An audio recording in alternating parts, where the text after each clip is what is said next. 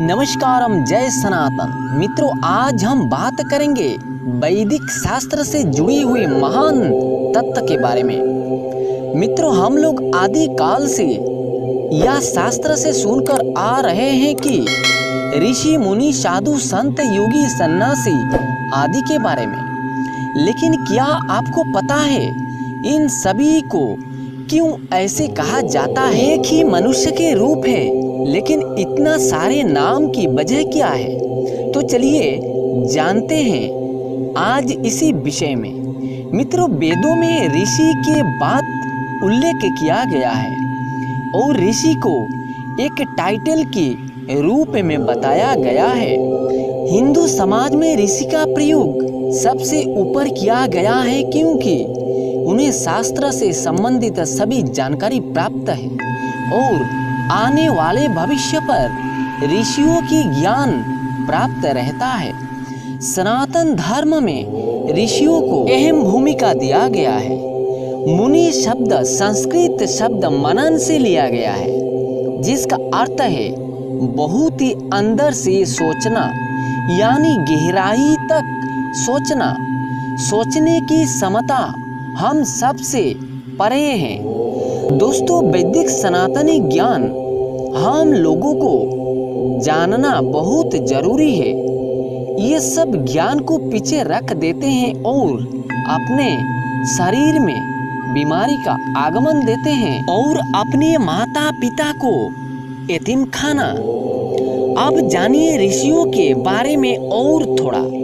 उन समय में ऋषियों को कही गई बात कोई टाल नहीं सकता था।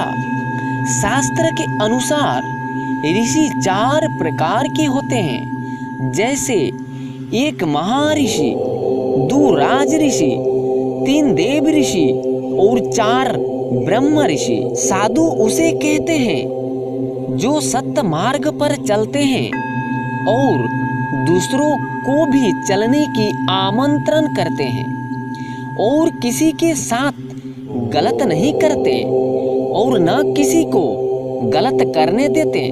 अब जानिए संत किसे कहते हैं। संत उसे कहते हैं जिन्होंने घोर तपस्या करके आध्यात्मिक ज्ञान प्राप्त किए हैं और सभी के कल्याण के बारे में सोचते हैं और समाज को सही मार्ग दर्शाते हैं। मित्रों, संसार त्यागी को सन्यासी कहा जाता है और जिसके अंदर लेश मात्र की लोभ नहीं रहता उसे सन्यासी भी कहते हैं। संसारी वस्तुओं से उनका कोई लेना देना नहीं रहता। उनका ध्यान सिर्फ परमात्मा को पाने की ही इच्छा रहती है। योगी को हमेशा परमात्मा की भक्ति करने में आनंद मिलता है और आठों पहर भगवान की योग साधन में निकाल लेते हैं। मित्रों, ऐसा ही धर्म से जुड़े हुए वीडियो इसी चैनल में मिलेगा। चैनल के साथ जरूर जुड़िए, सब्सक्राइब करिए। वीडियो अच्छा लगता है लाइक और शेयर जरूर करिए। हर हर महादेव, जय सनातन।